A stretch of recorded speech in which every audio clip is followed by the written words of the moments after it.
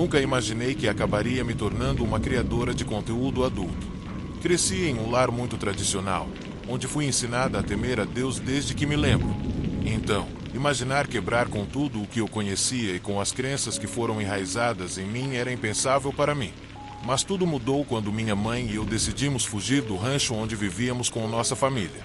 Quando saímos e começamos a interagir com pessoas que não compartilhavam a minha criação, percebi que, na verdade, tinha crescido em uma espécie de seita religiosa extremista. Embora minha mãe sentisse falta dos meus irmãos e do meu pai e tivesse decidido voltar depois de um tempo, eu não queria. A última coisa que eu queria era voltar para lá. Em vez disso, passei anos tentando desaprender todas as ideias loucas que nos haviam sido colocadas na cabeça, enquanto tentava entender o mundo e encontrar meu lugar nele. Nos meus dias de infância, eu nunca imaginei um futuro assim. Sempre sonhei em cumprir expectativas absurdas impostas por um louco com delírios de grandeza, que manipulava os mais vulneráveis. A vida ficou complicada para mim durante a pandemia, pois perdi meu emprego e me senti completamente perdida, sem saber como pagaria todas as minhas contas. Mas um dia, enquanto navegava sem rumo pelo Facebook, vi uma postagem de uma amiga de longa data com algumas fotos ousadas e um link para ver mais, o que me levou a fazer uma pesquisa mais profunda. Acabei assistindo a vários vídeos sobre como administrar contas de conteúdo adulto, tentando descobrir se seria algo que eu deveria considerar. No final, decidi criar uma conta na plataforma com o logo azul e comecei minha jornada como criadora de conteúdo para um público adulto. Devo dizer que as primeiras semanas foram desafiadoras, porque não queria ser reconhecida. Comecei minha jornada como uma criadora anônima, mantendo esse anonimato por alguns meses. Então, em uma conversa com meus seguidores, mencionei que tinha começado a gostar de anime e alguém sugeriu que eu fizesse cosplay. Foi aí que descobri que isso era a minha praia. Em apenas 4 meses, me tornei uma das melhores criadoras daquela comunidade, usando perucas, lentes de contato coloridas e me vestindo como personagens famosos de anime, o que me fazia quase irreconhecível, permitindo que eu mantivesse meu anonimato. Quando entrei no personagem, sentia que estava aproveitando o melhor dos dois mundos. Isso aconteceu há 4 anos, e embora eu tenha passado por altos e baixos na minha popularidade, sempre tive um grupo fiel de fãs que me apoiaram. Claro que também houve algumas situações desconfortáveis com alguns stalkers, mas eles desistiram no final. No entanto, tudo mudou quando comecei a receber pacotes estranhos pelo correio. Eu havia aberto uma caixa postal no meu primeiro ano, pois alguns fãs queriam me enviar cosplays para eu usar em minhas fotos ou transmissões ao vivo, o que eu achava legal, até começar a receber coisas perturbadoras. O tipo de coisa que um stalker envia. Por exemplo, uma vez, um cara estranho me enviou fotos minhas de um cosplay que eu havia feito semanas antes, e isso definitivamente não era o que eu esperava. No próximo pacote, as coisas ficaram mais tensas. Quando abri a caixa, encontrei mais fotos minhas, mas desta vez com mensagens assustadoras no verso, coisas como "você vai morrer logo", "vou aproveitar para te matar" e "você é nojenta". Confesso que fiquei muito assustada ao ler isso. Quem não ficaria? Mas tentei me acalmar, pois sabia que há muitas pessoas horríveis por aí que simplesmente adoram aterrorizar os outros. Porém, no próximo envio, as coisas ficaram ainda mais bizarras. Nesse pacote, havia mais fotos, novamente com mensagens ameaçadoras, mas desta vez, algumas fotos em particular me gelaram. Eram fotos minhas, como todas as outras, mas não de minhas lives, e sim fora de casa, fazendo coisas normais. Em uma delas, eu estava tirando o lixo, e na outra, estava voltando do supermercado com sacolas de compras. Isso realmente me fez arrepender os cabelos, porque isso não era mais apenas algum idiota aleatório tentando me assustar. Isso significava que essa pessoa sabia quem eu era e onde eu morava. Um dia, quando voltei do salão de beleza, decidi que era hora de fazer algo. Então liguei para o 911 e contei à operadora tudo o que estava acontecendo e como eu estava aterrorizada ao abrir aqueles pacotes. Ninguém deveria saber o meu endereço. Depois disso, comecei a redirecionar toda a minha correspondência para outra caixa postal, até mesmo minha correspondência pessoal. Eu morava em uma cidade rural, e minha casa ficava um pouco isolada, com meu vizinho mais próximo, que eu só via de vez em quando ia para o bosque, tendo uma atmosfera estranha. Ele administrava uma espécie de pousada de caça. Uma vez, quando recebi outro pacote misterioso, contei a ele o que estava acontecendo. Ele me disse que, se não achava que havia uma bomba no correio, ele não poderia fazer nada. Eu teria que abrir o pacote e ver o que havia dentro. Então, eu abri, mas o conteúdo era mais do mesmo. Algumas fotos e ameaças vagas, como os pacotes anteriores. Mas a coisa engraçada desse pacote foi que ele estava assinado com a palavra Moage, como se estivesse imitando a maneira como sempre me despeço dos meus fãs no final das minhas transmissões ao vivo. A operadora do 911 sugeriu que eu fizesse um boletim de ocorrência se os pacotes continuassem a chegar e instalasse câmeras de segurança e um alarme, caso eu não tivesse um. Seguindo seu conselho, comprei uma câmera Ring, porque já tinha um alarme. Depois disso, tudo se acalmou, e pensei que o stalker havia perdido o interesse. Algumas semanas se passaram, e eu não recebi pacotes estranhos, então relaxei um pouco, mas foi um grande erro. Cerca de 3 semanas depois de ter recebido o último pacote estranho, eu estava organizando um evento especial de cosplay para um mês. Um dia, enquanto estava vestida como uma personagem de Sailor Moon, ouvi uma batida forte na porta. Não tinha certeza se realmente a ouvi, então perguntei ao público, mas todos disseram que não. Mas então ouvi a batida novamente, e dessa vez foi tão alta que até quem estava na sala de bate-papo conseguiu ouvir. Depois, a campainha começou a tocar com um som frenético logo depois. Nesse momento, eu realmente fiquei nervosa, então abri o aplicativo da câmera Ring para ver quem estava lá, mas a tela estava completamente preta. Eu não sabia se alguém havia conseguido desativá-la ou o que aconteceu, e quase desmaiei quando vi, no meio da noite, alguém espreitando do lado de fora da minha casa. Estava prestes a encerrar a transmissão ao vivo para chamar a polícia, mas, nesse momento, a energia simplesmente caiu. Fiquei no escuro total, sentindo meu coração bater descontroladamente no peito. Tranquei-me no meu quarto e disquei o 911. Assim que a atendente atendeu, eu imediatamente soltei. Por favor, alguém está espreitando lá fora e eu acho que estão tentando invadir. A energia acabou. Acho que cortaram a minha eletricidade. Eu estava completamente desesperado e quase hiperventilando. A atendente perguntou se eu tinha um sistema de segurança e eu disse que sim, mas que, com a energia fora, o sistema não funcionaria. Ela me respondeu: depende do sistema, senhor. O seu pode ter uma bateria de emergência. Você consegue ver o intruso?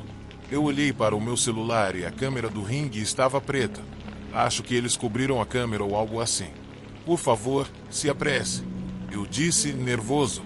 Meu sinal estava péssimo, então eu não sabia se conseguiriam me encontrar.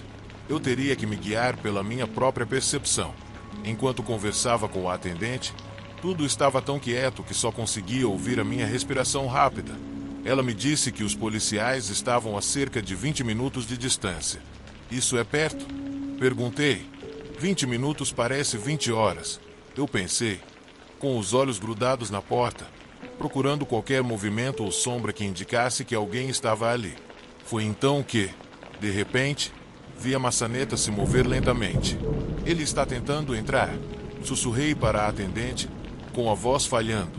A maçaneta começou a tremer violentamente enquanto tentavam abrir a porta. E então, tudo ficou em silêncio. De repente, um barulho forte ecoou quando um móvel pesado bateu contra a porta.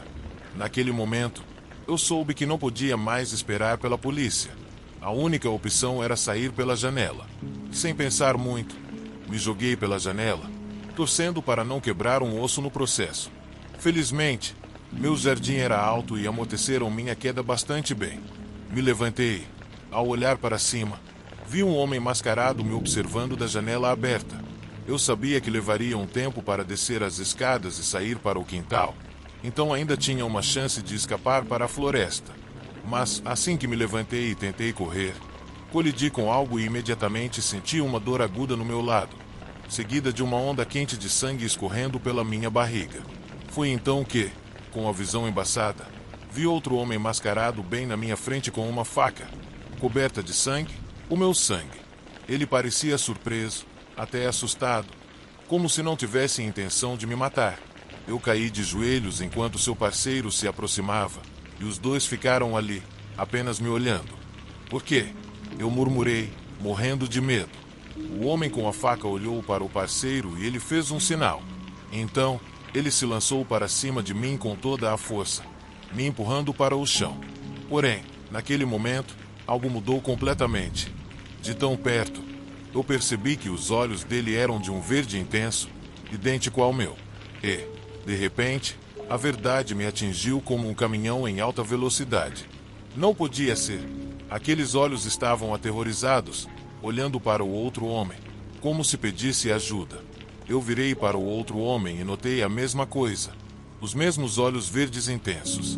E, de repente, tudo fez sentido na minha cabeça. O homem em cima de mim era meu irmão mais novo, o Christian, e o outro, meu irmão mais velho, Jeremias. Eles não esperavam ser reconhecidos. O Christian estava claramente confuso e assustado.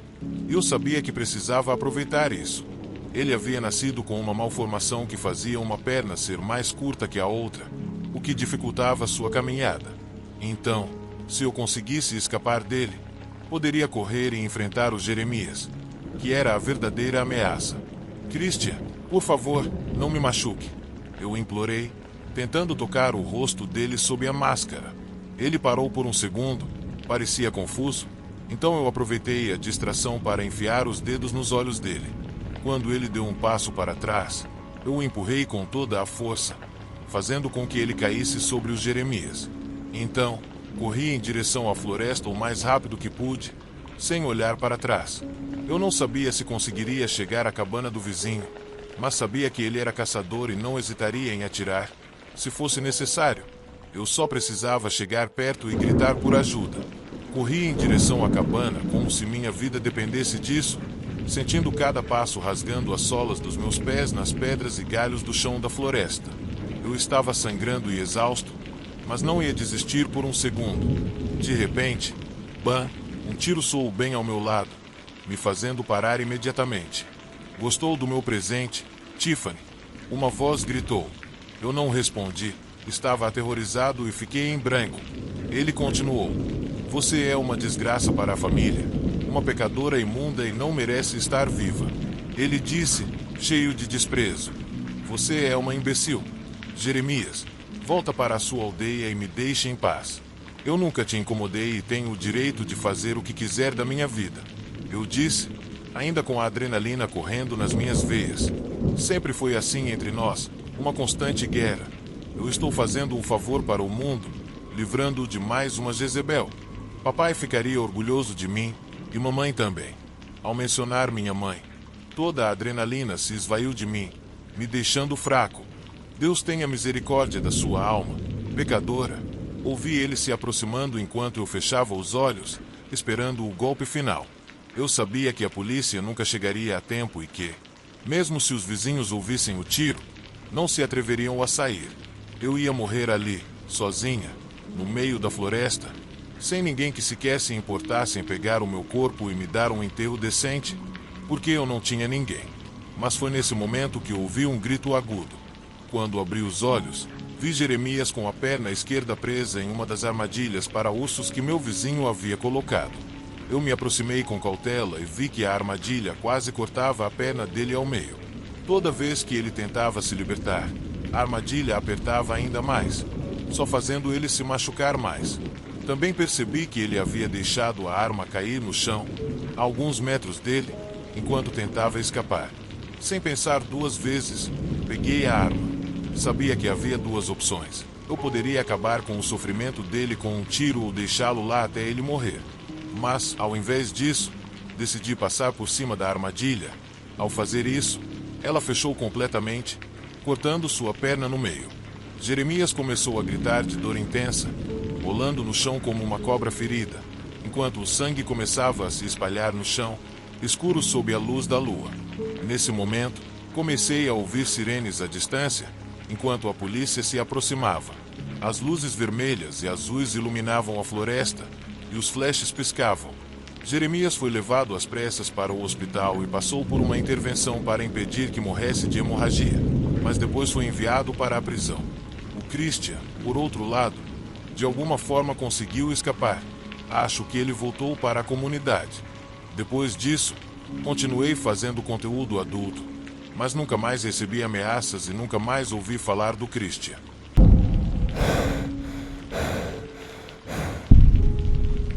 Na minha vizinhança, a maioria dos vizinhos é legal. A gente se cuida, troca mensagens e se cumprimenta sempre que se vê. Todo mundo na vibe de bom vizinho, sabe? Mas havia uma casa que parecia completamente fora de lugar. Nela morava uma senhora idosa, a quem chamaremos de Dona Clara, com seu filho, a quem chamaremos de Juan, que devia ter seus 30 e poucos anos. Lembro que, uma vez, tentamos ser legais com eles, mas fomos recebidos de frente com a indiferença deles. Uma vez, enquanto tentava pegar meu cachorro que havia escapado para o jardim deles, Dona Clara me deu um olhar que me fez sentir como se estivesse levando um soco no estômago. E, acredite, esse sentimento de estar à mercê do ódio de um estranho não se esquece facilmente. Desde então, meu parceiro e eu decidimos nos afastar daquela casa e de seus moradores, e quase nunca vimos o Juan. Eles sempre mantinham as persianas fechadas e quase nunca saíam de casa. E não me lembro de ter visto alguém visitá-los também. A última vez que os vi foi em agosto de 2022, quando Juan estava pegando a correspondência usando um par de luvas de látex. Achei estranho, mas tínhamos acabado de sair da quarentena, então achei que ele ainda estivesse paranoico. Mas, alguns dias depois, uma vizinha veio perguntar se havíamos visto Dona Clara ou Juan. Foi então que percebemos que o jardim deles tinha se transformado em uma selva, com a grama crescendo até meio metro de altura e a caixa de correio tão cheia que já não conseguia mais ser fechada. Isso nos pareceu estranho. Pouco tempo depois, essa mesma vizinha entrou em contato com a polícia, preocupada. Depois disso, ela veio nos visitar com a razão de que tinha notícias para nos dar. Minha esposa e eu ficamos imediatamente preocupados, especialmente quando vimos a expressão dela. Mas nunca imaginamos que fosse algo tão horrível. Descobrimos que Dona Clara e seu filho Juan estavam mortos. Eles estavam lá há umas 4 ou 5 semanas, e tudo parecia indicar que foi um assassinato ou um homicídio seguido de suicídio. A suposição era que Juan tinha matado a mãe e depois tirado a própria vida. Depois de receber a notícia, passei o resto do dia olhando pela janela da sala, vendo os policiais chegando na cena do crime, entrando e saindo, comentando em tons sombrios no jardim da frente. Mais tarde, trouxeram os sacos de cadáveres e o cheiro que ficou foi algo que nunca vou esquecer. Aquela noite, fiquei acordado, pensando em quantas vezes passei tão perto daquela casa sem saber que 2 corpos estavam se decompondo lá dentro. Fiquei inquieto por dias, buscando informações sobre o que tinha acontecido e as possíveis razões que levaram meu vizinho Juan a fazer algo tão horrível. Mas não encontrei nada. Nenhuma notícia, nenhum boletim de ocorrência, nada. Isso me pareceu um pouco estranho. Então comecei a investigar sobre Dona Clara, mas a única coisa que descobri foi que ela tinha sido enterrada em um campo de indigentes. Desde então, não consegui parar de olhar para a casa dela, obcecado pelo que tinha acontecido, me perguntando como teriam sido seus últimos dias e como algo tão terrível poderia ter ocorrido sem ninguém perceber. Cada vez que olhava para lá, sentia a casa me encarando, ignorando perguntas que nunca teriam resposta. Antes, aquele lugar parecia apenas frio e triste para mim, mas agora tinha uma sombra sombria rondando cada canto. Toda primavera, meu filho e eu brincávamos de pegar vagalumes. Ficávamos bem quietos, esperando um brilhar, e então corríamos atrás dele, girando por aí. Sei que pode parecer bobo, mas uma noite, me vi olhando para o jardim de Dona Clara por um bom tempo, esperando ver um vagalume. E eu juro, nenhum apareceu. Isso me frustrou tanto que continuei olhando, convencido de que a qualquer momento veria um. Mas nada, só silêncio e escuridão.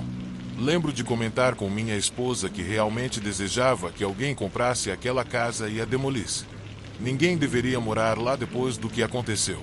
Porém, cerca de 1 ano depois da tragédia, de repente, um dia vi as portas daquela casa se abrindo, e pessoas que eu nunca tinha visto começaram a sair, carregando sacos e mais sacos de metal velho. Isso me intrigou. Então mandei uma mensagem para um vizinho perguntando o que estava acontecendo. Foi quando ele me contou que a casa e tudo dentro dela tinham sido vendidos em um leilão algumas semanas atrás. Parece que esses novos donos estavam preparando a casa para alguma mudança. Normalmente, não me envolvo nos negócios dos outros, mas eu tinha passado tanto tempo pensando em Dona Clara e sua vida, e porque ela sempre parecia tão angustiada, que não consegui resistir à tentação. Fiquei curioso sobre como teria sido a vida dela com o filho e como foram seus últimos momentos. Então, finalmente decidi perguntar o que tinha dentro da casa. Os novos donos, ao contrário dos antigos, pareciam ser pessoas muito amigáveis e me convidaram para entrar. Assim que entrei na varanda, muitas peças do quebra-cabeça começaram a se encaixar. O que vi era uma bagunça enorme. A casa estava cheia de pilhas de coisas velhas, desde panelas e livros até eletrodomésticos danificados e muita tralha. Tudo empilhado de forma que mal havia espaço para se mover. A mulher que me deixou entrar apontou que o colchão onde tudo aconteceu ainda estava lá. Eu tremei só de pensar nisso, mas a curiosidade falou mais alto, e eu disse que, claro, queria ver. Ela sorriu para mim e me levou até um quarto pequeno. Quando puxei o cobertor, fiquei sem palavras. Na cama, havia uma enorme mancha escura de mofo, quase perfeitamente moldada no formato de uma silhueta humana. Meu estômago doeu só de imaginar o que tinha acontecido ali. Imediatamente a imagem de Dona Clara veio à minha mente. Perguntei à mulher se foi ali que a encontraram, e ela disse que sim. Parecia que ambos haviam estado ali, mas o corpo de Juan estava em um sofá que já havia sido removido. Mal comecei a entender a história, e a mulher comentou que continuaria organizando a casa nos dias seguintes e me convidou para ficar e assistir ao processo, se eu quisesse. Aceitei, ansioso para finalmente encontrar respostas para todas as perguntas que me atormentavam. Queria entender quem Dona Clara era e o que levou seu filho a cometer um ato tão terrível. Não demorou muito para descobrir a verdade. Logo, descobri que Juan tinha um passado sombrio. Ele havia sido acusado pelo FBI de crimes envolvendo menores em 2013. Fiquei preocupado que tudo isso trouxesse más vibrações. Então tentei manter minha mente ocupada e me perguntei por que a polícia não havia investigado mais a fundo. Se realmente tinha sido um homicídio seguido de suicídio, ou se algo mais aconteceu ali. Porque, pelo que pude investigar, Juan tinha recebido ameaças de pessoas magoadas. Quem pode dizer que não foi alguém que entrou na casa no meio da noite e os matou? Não sei, mas foi uma hipótese que surgiu na minha cabeça. Essa história me fez lembrar de um conto que meu pai costumava me contar, algo que sempre achei estranho. Tudo parecia um quebra-cabeça do qual eu não tinha todas as peças. Eu realmente queria descobrir o que havia acontecido, não só por Dona Clara, mas também por seu filho, um homem que teve que enfrentar seus próprios demônios. Porém, até hoje, nada mais se soube sobre isso, e ninguém deu uma resposta clara sobre o motivo desse evento macabro.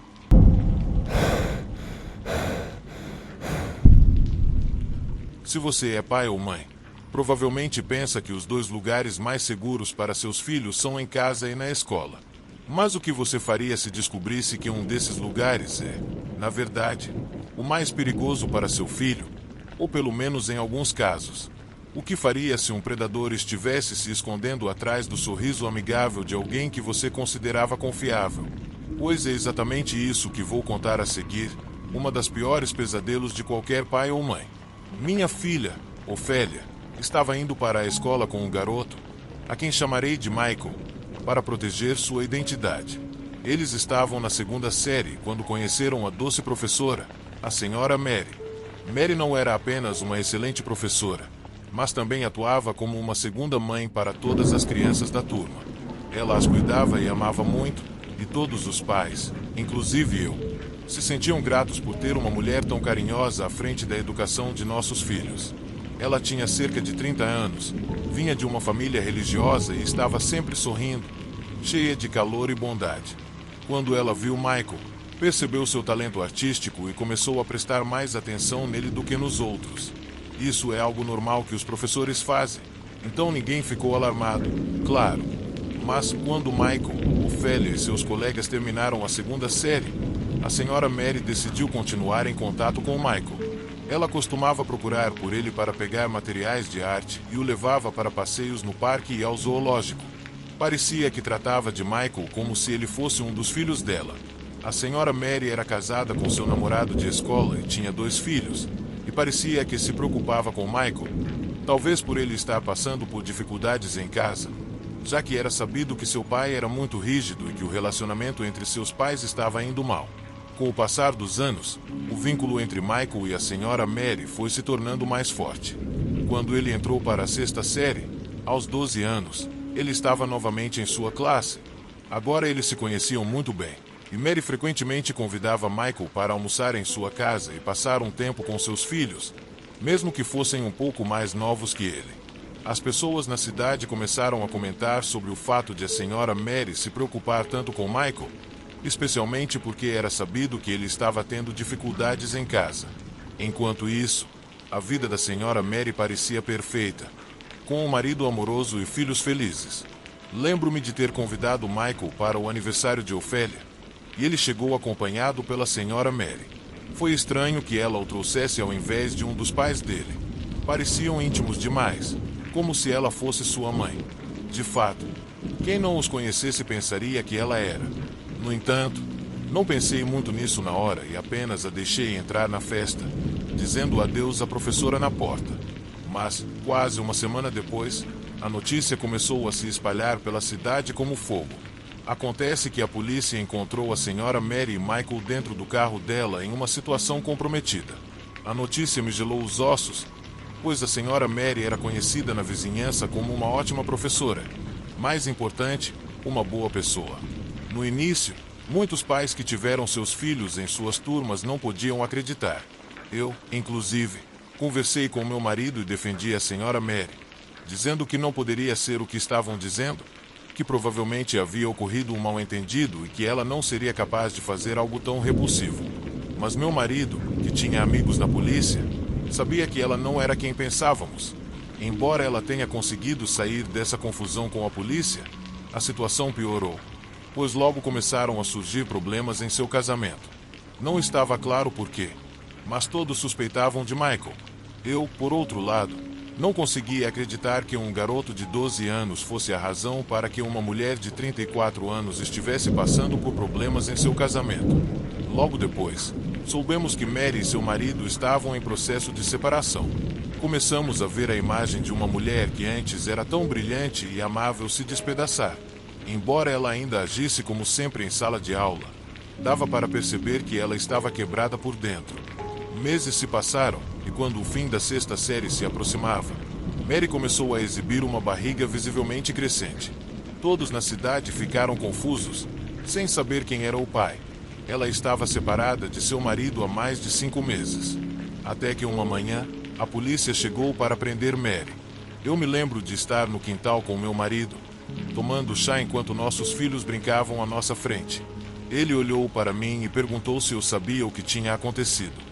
Eu respondi que não, e então ele me contou que Mary havia sido acusada pelos pais de Michael de abuso. Eu fiquei em choque. Como isso era possível? Ele me explicou que Mary sempre demonstrava tanto interesse por Michael, e que esse foi o motivo da separação dela. Diziam até que o marido dela havia ficado agressivo com ela por causa disso, e tudo parecia surreal. Michael, aparentemente, havia contado à mãe sobre o relacionamento, e ela chamou a polícia. Meu marido me disse que Mary provavelmente iria para a prisão, e isso me aterrorizou. Como uma pessoa que se passava por uma boa professora poderia fazer isso com as crianças? Eu temi pensar no que poderia ter acontecido se um dos nossos filhos tivesse sido aluno dela. Meu marido tentou me acalmar, dizendo que tudo ficaria bem, mas naquela noite eu não consegui dormir. Estava devastada e com medo. Que tipo de mulher de 34 anos se sente atraída por um garoto de 12 anos? Isso era simplesmente doentio. No dia seguinte, decidi visitar a professora para saber o que estava acontecendo. Fui até seu apartamento na periferia da cidade, e quando bati à porta, ela se assustou ao me ver. "Olá, senhora Smith, posso entrar?" Perguntei. "Claro, não se preocupe com a bagunça," ela respondeu. O apartamento dela estava um pouco desorganizado e, honestamente, não parecia o lar de uma professora. Eu esperava ver livros e uma casa mais arrumada, mas parecia um lugar bem bagunçado. Ela me ofereceu água, mas eu recusei. Disse que queria conversar com ela. Ela parecia um pouco hesitante no início, mas sentou-se à minha frente. Como você está? Ela perguntou, e eu sabia que ela não estava esperando nada bom de mim. Dentro do possível, bem, eu respondi. Eu queria ouvir dela mesma o que havia acontecido, porque ainda queria acreditar que ela fosse uma boa pessoa. Ela me olhou por um momento e então cobriu o rosto com as mãos, começando a chorar. Ele me entende, disse ela, referindo-se a Michael.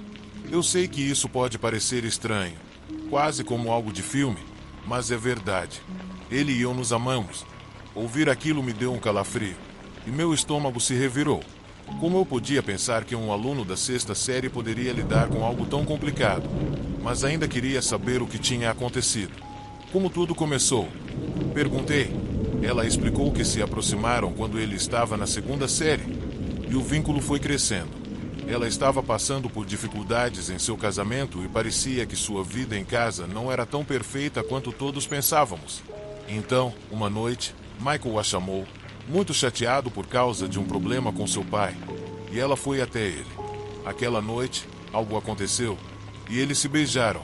Ela disse que tentou parar, mas não conseguiu, e, a partir daí, os encontros continuaram.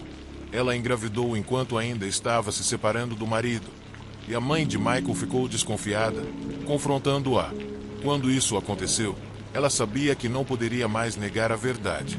Agora estou grávida e em risco de ir para a prisão, só por amar um garoto muito mais novo que eu, disse ela, enquanto lágrimas escorriam pelo rosto vermelho.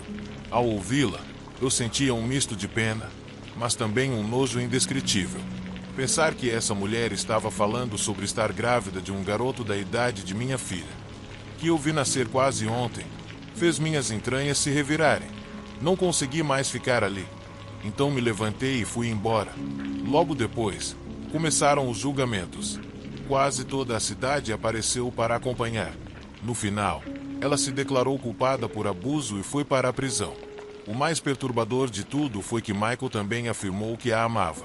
Ele claramente precisava de ajuda. Era uma confusão completa, uma loucura. Mas a história não terminou aí. Enquanto estava na prisão, ela deu à luz 2 filhas de Michael. A família dele ficou com a custódia das crianças. Quando ela saiu da prisão, Michael já tinha 21 anos. Mas parecia que o tempo não havia passado para eles. Eles continuaram juntos. Desta vez, a lei não poderia interferir no relacionamento, pois ambos eram adultos. Eles se casaram em seguida e começaram a criar suas filhas longe dos olhos do público. O caso deles já havia sido amplamente divulgado, e como muitos outros pais, eu não sabia se deveria continuar a julgar ou se deveria seguir em frente. Afinal, a justiça havia sido feita, e o que acontecia depois de tudo isso era algo que fugia do meu controle.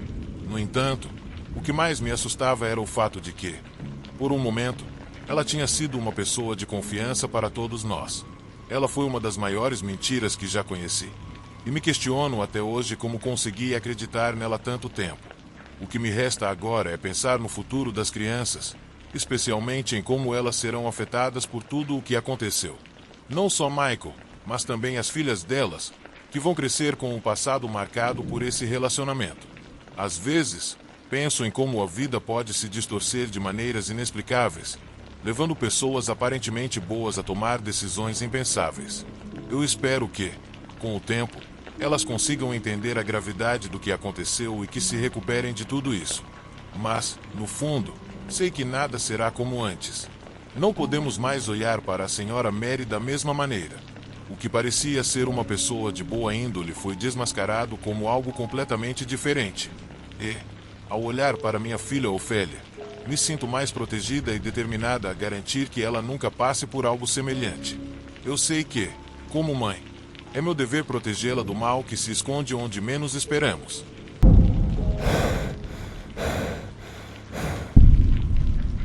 Tudo começou quando meu filho mais velho, Alex, faleceu. Já faz quase um ano desde o acidente dele e tanto a Judy, minha filha, quanto eu ainda não conseguimos seguir em frente. Vivemos sozinhas em uma casinha modesta na periferia da cidade. Não é nada demais. Tem vazamento quando chove e as janelas são estáveis, mas é nosso lar. E depois da morte do Alex, Tudo começou a mudar, especialmente para a Jude. No começo, eu pensei que fosse normal ela falar sobre um amigo imaginário, já que ela tem apenas 6 anos e a perda do irmão mais velho foi muito difícil para ela. Eu também não superei, então era fácil imaginar que a mente dela estivesse tentando processar toda essa dor dessa maneira. O nome do amigo dela era Samuel, e ela o mencionava como se fosse de carne e osso, mesmo não existindo ninguém chamado Samuel em nossas vidas. Decidi não me preocupar muito e me disse que era só uma fase, que logo passaria com o tempo.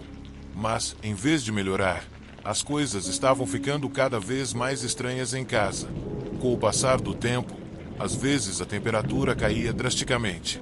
No começo, pensei que fosse por causa da condição ruim da casa ou do frio do inverno, que entrava pelas rachaduras e pelas janelas. Mas havia algo mais estranho. Era como se o frio estivesse vindo de outro lugar. Passei muito tempo sozinha enquanto a Jude estava na escola. Às vezes, me pegava olhando para o relógio, perdida em meus pensamentos, perguntando-me se algum dia eu seria a mesma pessoa de antes do Alex partir. Quando pensava na Jude precisando de um amigo imaginário para lidar com a partida do irmão, isso me fazia querer chorar. Eu só queria que ela crescesse feliz e protegida. Uma tarde, enquanto a Jude estava brincando no quarto dela, eu decidi passar por algumas fotos antigas no meu celular. Eu gostava de olhar as fotos do Alex, apesar da dor, porque era a minha maneira de me sentir perto dele, de tê-lo comigo, mesmo ele estando ausente. Mas, enquanto eu navegava pela galeria, encontrei um vídeo que não lembrava de ter gravado. Quando abri, vi a Jude na sala, sentada no chão brincando com as bonecas. O estranho é que, no vídeo, ela não parecia estar sozinha. De repente, um copo na mesa de jantar, a poucos metros de distância, começou a se mover. No começo, foi um pequeno tremor, quase imperceptível, mas depois ele deslizou alguns centímetros e não havia ninguém por perto. O que mais me surpreendeu foi a reação da Jude. Ela não entrou em pânico. Quando percebeu o copo se movendo, ela apenas sorriu e aplaudiu. Eu congelei. Como era possível que o copo se movesse sozinho? E o pior, porque minha filha não estava aterrorizada. Isso confirmou o que eu acreditava sobre o amigo imaginário dela. Naquela mesma noite, decidi confrontá-lo. Fui até o quarto dela, me sentei na cama e perguntei sobre o Samuel, querendo entender mais sobre isso. Lá no fundo, eu pensava que talvez fosse o Alex, que o espírito dele estivesse vigiando a irmã dele do outro lado, e essa ideia me deu algum conforto. Eu queria acreditar que isso não poderia ser algo ruim, que talvez fosse um sinal disfarçado. No começo, a Jude não queria me contar nada. Ela sempre foi muito extrovertida, então era estranho vê-la tão quieta. O que mais me chamou a atenção foi que ela não me olhava nos olhos. Cada vez que eu perguntava algo, ela desviava o olhar, como se precisasse da permissão de outra pessoa para responder. E antes de eu sair, ela me disse para não me preocupar, que o Samuel tinha uma mensagem para mim. Então, ela me contou que ele estava dizendo que me veria em breve. Naquela noite, fui para a cama com uma sensação estranha no corpo. Eu sabia que havia algo paranormal acontecendo, não só por causa do vídeo, mas porque a Jude estava se comportando de maneira muito estranha. Orei muito naquela noite, na esperança de que fosse o espírito do irmão dela, mas essa ideia parecia distante, quase assustadora. Eu não queria que minha filha se sentisse insegura. Fechei os olhos tentando afastar esses pensamentos, mas acabei adormecendo e tive um pesadelo horrível. Eu estava andando pela casa no escuro, procurando a Jude. O frio era insuportável. Minha respiração estava pesada e cada passo parecia me levar para algo terrível. Finalmente cheguei ao quarto dela, mas quando abri a porta, ela não estava sozinha. Havia uma figura alta e escura olhando para ela, no canto do quarto. Eu não conseguia ver o rosto, mas sentia os olhos fixos em mim e o medo paralisava meu coração. Nesse momento, acordei assustada, suando e com o coração disparado. Tentei me convencer de que tudo não passava de um pesadelo, mas quando olhei para a porta, encontrei algo que me paralisou. A luz do corredor estava bloqueada por uma figura que não parecia humana. Ela era mais alta do que qualquer pessoa que eu já tinha visto, com uma silhueta grotesca e deformada. Mas o que mais me perturbou foram os olhos amarelos brilhando no escuro. Sua pele parecia coberta por escamas, e o rosto dela era um pesadelo. Obrigado por cuidar da menina. Você fez bem até agora. Agora, vá dormir, disse a figura com um sorriso arrepiante. E, antes que eu pudesse gritar, a porta se fechou com força. Eu tive um ataque de pânico. Naquele momento, pulei da cama e corri até a porta, esperando encontrar a coisa no corredor, mas ninguém estava lá. Olhei para cima e vi a porta do quarto da Judy se movendo. Eu nem consigo descrever o terror que senti. Sem perder tempo, corri até o quarto dela. Eu estava tão desesperada que meus pés escorregavam no chão, mas quando cheguei às escadas, algo invisível me empurrou com tanta força que eu rolei escada abaixo até cair no chão da sala. A dor era insuportável. Achei que tinha quebrado algum osso, mas tentei me levantar. Mas minhas pernas estavam tremendo e sem resposta. Eu me sentia fraca e vulnerável, incapaz de proteger a Judy. No entanto, quando tentei me sentar, vi alguém descendo as escadas. Era a Judy, mas ela não estava sozinha. Aquela figura monstruosa estava com ela. A cabeça dela estava baixa e ela dizia: "Diga adeus à mamãe. Você nunca mais vai vê-la." Percebi que a Judy estava com os olhos fechados, como se estivesse dormindo ou em um transe, completamente alheia ao que estava acontecendo ao seu redor. Tentei gritar, queria me mover, mas meu corpo não me obedecia. Então só pude assistir impotente enquanto a Judy e aquela coisa desciam as escadas. Quando a criatura passou perto de mim, senti um frio tão intenso que me fez tremer. De repente, vomitei um líquido negro e lágrimas de sangue escorriam dos meus olhos. Era como se meu corpo estivesse se desintegrando só de estar perto daquela presença. A dor era insuportável, mas o pior era que eu não podia fazer nada para impedir que aquilo levasse minha filha. Na verdade, eu queria explodir de tanta dor, pois pensei que isso me daria forças para fazer algo, qualquer coisa, para salvar minha filha. Mas, infelizmente, eu só pude ficar ali, assistindo impotente enquanto ela era levada. O tempo parecia ter parado. Enquanto aquele monstro se afastava com a Judy, tudo o que eu sentia era desespero e frustração me consumindo. A dor física era horrível, mas nada se comparava a ver minha filha pequena se afastando. Finalmente, quando a dor em meu corpo começou a diminuir, consegui me levantar e corri até a porta, mas era tarde demais. A Judy e aquela coisa haviam desaparecido na escuridão da noite. Não perdi tempo e chamei a polícia, tentando manter a calma, mas eu não sabia como explicar o que tinha acontecido.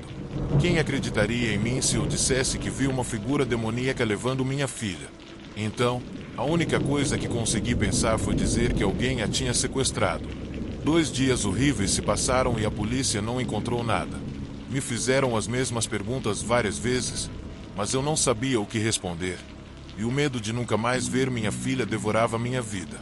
Então, no 3º dia, recebi uma ligação que me fez pular da cadeira. A Judy foi encontrada, a mais de 50 quilômetros de casa, sozinha e desorientada. Meu coração quase parou e não perdi tempo correndo até a delegacia para encontrá-la. Mas quando a vi, meu coração ficou apertado. Ela não estava bem. Estava desgastada, com arranhões por todo o corpo. A Judy não se lembrava de nada, apenas que acordou em um lugar estranho e não sabia como havia chegado lá. Claro, eu tinha 1000 perguntas na cabeça, mas provavelmente nunca terei respostas. O importante é que ela está em casa agora. No entanto, as coisas não são tão simples. Agora, a Judy não fala mais sobre o tal amigo chamado Samuel. Ela não se lembra de nada, mas eu sei que algo a acompanha. Às vezes, vejo seus olhos brilhando no escuro, e isso me faz tremer, pois sei que ela não está mais sozinha. Ela ainda tem seu amigo, e essa criatura nunca vai embora.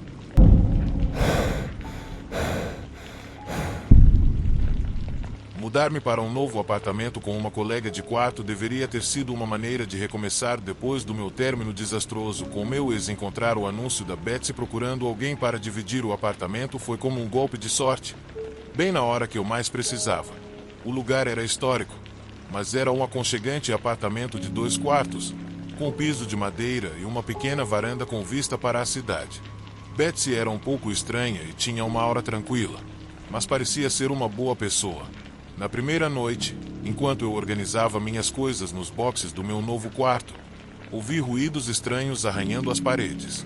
Era um som estranho, um ritmo, como se alguém estivesse arrastando pregos no reboco. Então, coloquei a orelha na parede fria e perguntei: "Tem alguém aí?" Mas tudo estava em silêncio. Na manhã seguinte, durante o café da manhã, mencionei o assunto de forma casual. "Ei, você já ouviu alguns sons estranhos à noite? Tipo, arranhões na parede ou batidas?" Nesse momento, Betsy levantou os olhos do chá e me olhou. Sua expressão era difícil de ler, mas, depois de uma pausa, ela disse: "É um prédio antigo, faz esses barulhos de vez em quando." E continuou a tomar seu chá. No entanto, notei que ela me olhou um pouco mais do que o necessário, como se estivesse tentando ler algo em mim. Ou ao menos foi essa a sensação que tive. Os dias passaram e os ruídos continuaram a afetar meu sono, até que, uma noite, notei alguns pequenos buracos nas paredes do meu quarto, quase invisíveis. Pareciam estar colocados estrategicamente, um em frente à minha cama e outro no banheiro. Através deles, eu só via escuridão, e imediatamente peguei fita e papel para cobri-los. Mas, ao amanhecer, não estavam mais lá. A fita que eu tinha colocado simplesmente parecia ter desaparecido, e não só isso, os buracos pareciam maiores agora. Nesse momento, uma sensação de invasão me atingiu, mas eu não queria fazer nada antes de conversar com Betsy. Ela estava no banheiro, e assim que saiu, perguntei: "Você tirou o papel que coloquei na parede?" Betsy me olhou com os olhos refletindo a luz fraca da cozinha e disse: "Por que eu entraria no seu quarto?"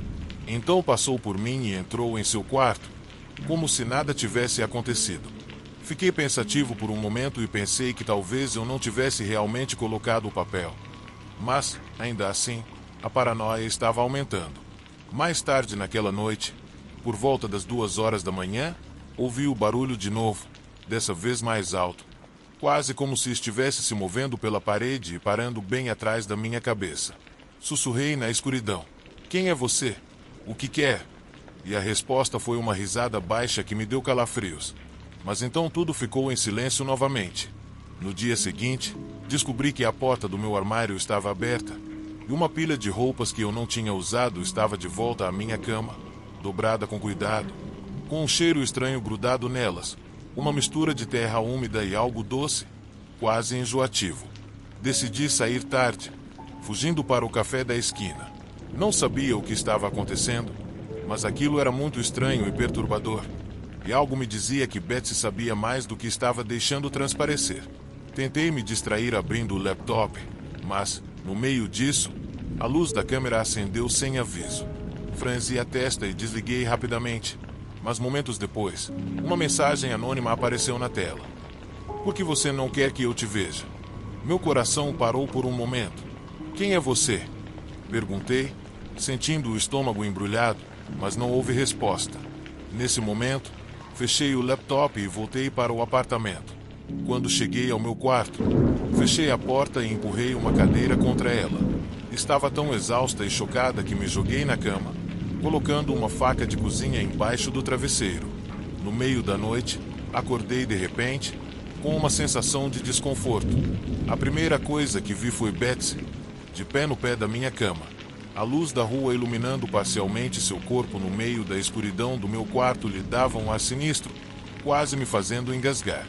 "Betsy, o que você está fazendo aqui?" Perguntei. Ela inclinou a cabeça e murmurou: "Você estava gritando. Só queria ter certeza de que estava bem." Eu não tinha gritado, então pedi que ela saísse, mas ela garantiu que eu gritei enquanto dormia. Após um momento de silêncio, ela finalmente saiu do quarto. Quando o amanhecer chegou, soube que não poderia ficar lá nem mais um segundo. Então comecei a fazer as malas, determinada a sair antes que a noite caísse e o pesadelo começasse novamente.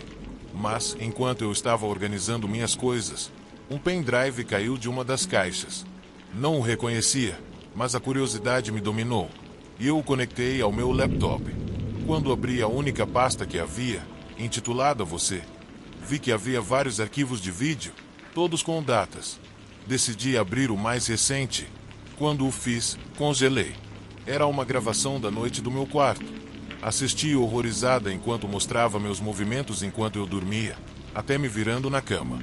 A data mostrava a noite anterior e meu coração parou quando vi Betsy, de pé no canto do quarto, me observando com os olhos brilhando intensamente na escuridão.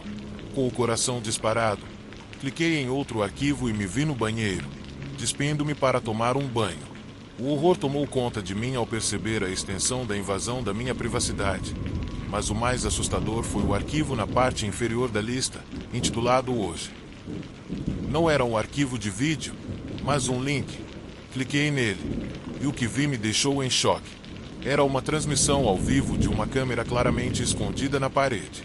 De repente, o vídeo tremeu e apareceu uma mensagem na tela. Estou chegando. Um estrondo forte ecoou pelo corredor, e o pânico tomou conta de mim. Tentei ligar para a polícia, mas não tinha sinal, e de repente as luzes começaram a piscar antes de se apagarem completamente, e o apartamento foi mergulhado em uma escuridão total. Ouvi passos se aproximando, e então, o trinco da porta foi sacudido violentamente. Me deixe entrar, uma voz distorcida disse do outro lado. Eu me afastei, pegando a faca que estava guardada embaixo do travesseiro, justo quando a porta rangeu. O que eu vi me deixou ainda mais aterrorizada. Betsy estava ali, mas algo estava muito errado. Seus membros pareciam alongados e as juntas torcidas em ângulos impossíveis. Seu rosto agora estava sombrio, com olhos fundos. Você teve tempo de ir, ela disse. Ao ouvir isso, eu gaspei e corri para o corredor, ouvindo o barulho de arranhões nas paredes, o mesmo som que eu ouvirá tantas vezes à noite, o que fez meus cabelos se arrepiarem. Corri até a sala e encontrei a porta da frente, mas estava travada. Enquanto isso, Betsy, ou o que quer que fosse, continuava a se aproximar. Eu lutei com a porta, tentando sair para o corredor, mas não adiantou. Então peguei uma cadeira e quebrei uma janela, cortando-me com o vidro enquanto passava por entre os cacos. Corri para a noite fria, sem olhar para trás, até chegar a um posto de gasolina que brilhava à distância. O atendente me olhou surpreso quando entrei, desarrumada e toda cortada. Você está bem? Ele perguntou, um tanto alarmado. Tentei explicar o que havia acontecido, falando de forma confusa, o que deve ter soado como um monte de gibberish para ele. Mas ele chamou a polícia mesmo assim, que chegou rapidamente. Eu contei tudo sobre Betsy e as câmeras, e um dos policiais me olhou desconfiado. Senhora, aquele prédio está desocupado há anos. Ele disse. Meu coração afundou ao ouvir isso. Isso não pode ser verdade. Eu me mudei na semana passada. Betsy é minha colega de quarto. Naquele momento, eles trocaram olhares. Vamos dar uma olhada, disse um deles, mas o último morador daquele apartamento foi uma mulher chamada Margarita, que morreu há décadas. Os policiais me levaram de volta ao prédio, mas quando chegamos, as janelas estavam todas pregadas e as paredes cobertas de grafites. Tudo estava coberto de poeira e meus pertences haviam sumido. O que restava daquele lugar era a decadência do tempo, como se tivesse sido abandonado há um século. Eu tentei explicar aos policiais o que acontecerá comigo, mas eles se olharam e me escoltaram para fora, enquanto eu tremia, ainda em choque. Até hoje, não tenho explicação para nada disso.